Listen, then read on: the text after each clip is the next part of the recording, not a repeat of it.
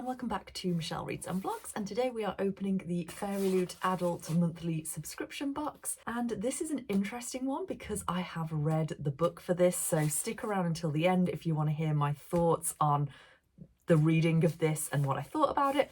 Otherwise, let's get into opening the box. So this month's theme is Star Chosen.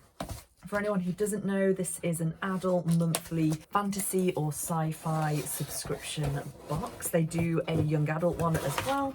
This month is an adult. So we can see the spoiler card for Star Chosen, and on the back of there I've got the information about the book, and as usual comes in this bag here.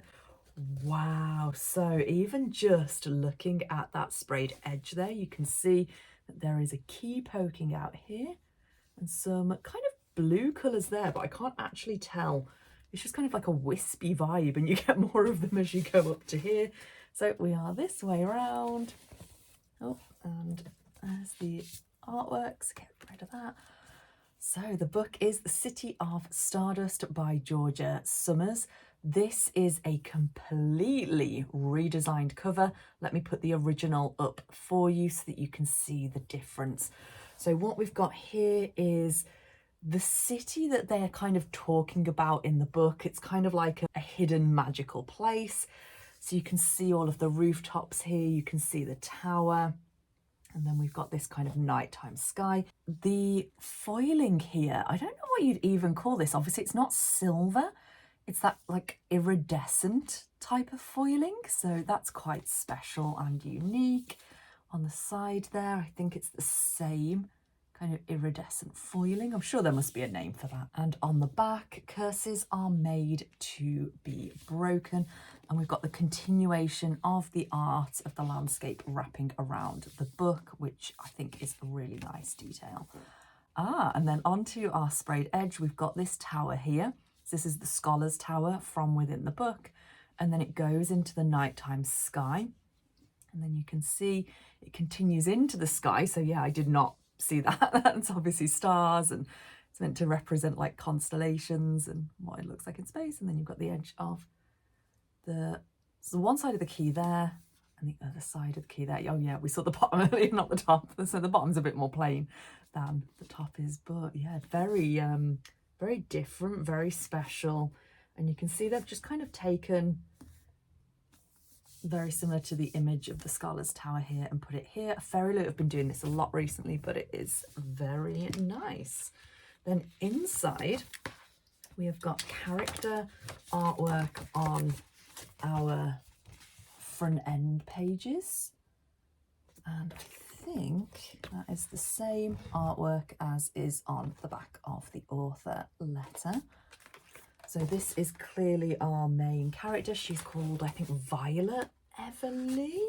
She's definitely, the last name's definitely Everly. I think it's Violet. And then in the back, you've got the chap.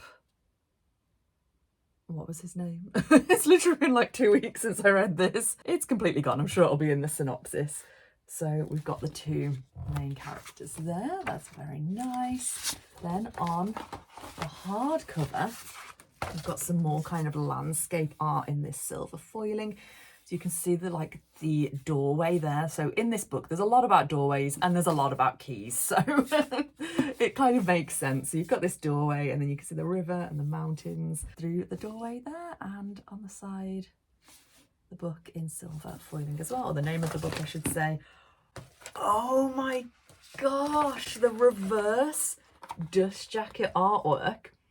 This is very similar to the original cover, but with a colour change. So the original cover is very blue.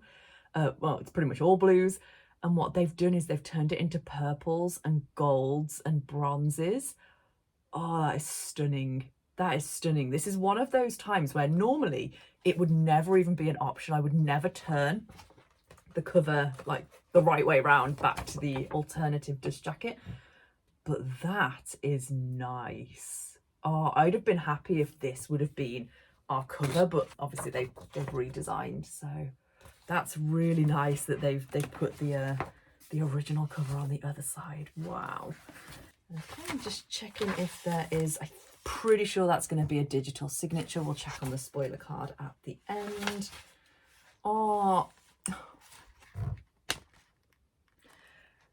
the dedication just for my mom. Like, that's so nice. So nice. Because I read the e-arc of this, there was no dedication in it at the time, so that I really like that. So just checking if we've got anything special inside. Not particularly. I think there are keys on like the pages that separate the sections, but I'm pretty sure that's the same as in the standard edition of the book. So let's have a look at the synopsis. There is a cost to survival, Viola Everly. It is just a matter of fine-tuning the price. For centuries, Everlys have seen their brightest and best disappear, taken as punishment for a crime no one remembers, for a purpose no one understands. Their tormentor is a woman named Penelope, who never ages, never grows sick, and never forgives a debt. 10 years ago, Violet Everly's mother left to break the curse and never returned. Now Violet must find her mother or she will be taken in her place. Her hunt leads her into a seductive magical underworld of power-hungry scholars, fickle gods, and monsters bent on revenge. And into the path of Penelope's quiet assistant, Alexander. That's the chap on the back, art on the end pages, who she knows cannot be trusted, and yet to whom she finds herself undeniably drawn. Tied to a very literal deadline, Violet must travel to the edges of the world to find her mother and the key to the city of Stardust, where the Everly story began. ... Wow. Let's have a look at our spoiler card. So we've got a little kind of very short version of a synopsis. Exclusive redesigned cover by @VictKosvia_art. A reversible dust jacket with a coloured variant on the trade cover. Foil on the hardcover by @LizArt_Zardonics. Digital sprayed edges on all three sides are by @Alyssa's World. End papers with different art on the front and back are by @LizArt_Zardonics, and a digital signature. And then of course the artwork on this one is also by @LizArt_Zardonics.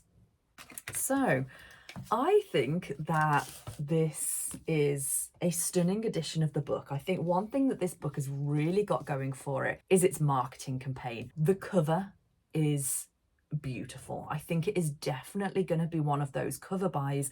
A lot of people seem very excited for it, and I think that they've sent out a lot of arcs to people. So I've talked about it recently on my channel. I've started going for e-arcs on NetGalley, and this was one of the ones that I was accepted for. And I was really excited because I was like, oh wow, and I know we're getting this in a book box. And so I've read it, I've done my review, it's on my Goodreads for anyone who wants to read. What I would say is that this book is very atmospheric. It's very descriptive. It's very kind of like what I would call like a soft fantasy world. You'll hear the word scholar a million times, keys and doorways.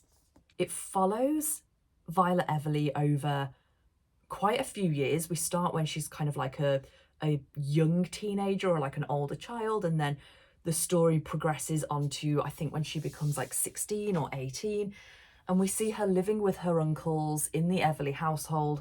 Her mother, was it Marianne, I think, has gone to try and break this curse. They've not heard of her. So she's basically been left with one uncle. The other uncle's gone off as well. He comes back occasionally just to kind of try and figure out what's going on and what's happening with Marianne, the mom, their sister. And in the meantime, Violet comes of age. So she goes and gets herself a job at a cafe. And then when time keeps ticking, she decides to go out into the world and try and figure things out as well. And so we kind of see her on an adventure. We see her in loads of different countries. And what I would say is it's one of those books that kind of frustrates me because things could have all happened a lot quicker if her uncles had been more honest with her from the beginning, and if people had told her really what was going on from the beginning. And when you think that the cost could potentially be her life if Marianne isn't found and if finding a way to break this curse isn't found, like, that's quite a big thing no matter what age you're at. And I hate the miscommunication kind of trope. And it's not like her uncles know everything. They're not keeping everything from her. But there's just stuff that I feel like this story could have gone a lot faster if people had just been more open with her. What I would say is that I enjoyed maybe like the first 50 pages. I was like, wow, this is really for me. Lots of kind of like Addie LaRue vibes. I obviously love Addie LaRue. What's the book I'm thinking of? The Last Tale of the Flower Bride by Roshni Charsky. I've been organising my shelf, so it's actually on the desk next to me. That's why I look down here. So very kind of Last Tale of the Flower Bride vibes. But after about 100 pages, I started to get a little bit bored. It was just a bit much for me. It's almost like a lot was happening, but at the same time, not a lot was happening. And at the end of it, I gave it, I think, 3 out of 5 stars, which is, you know, I enjoyed it, but I did not think it was amazing. And that last kind of over half of the book, I'm going to be honest, it was a bit of a slog. It was almost like I was telling myself to pick it up and read it one chapter at a time. And I've said about this before, I don't DNF books very often because I'm nosy and I want to know what happens at the end. And I want to see how the author progresses things to get to whatever they're doing. So I did finish, because I finish most books, but this wasn't for me. So I'm quite happy to have one copy of this on my shelves, which is obviously the Fairyloot edition. There are other versions of this out there. There are some stunning sprayed edges by different companies, but I don't need another copy.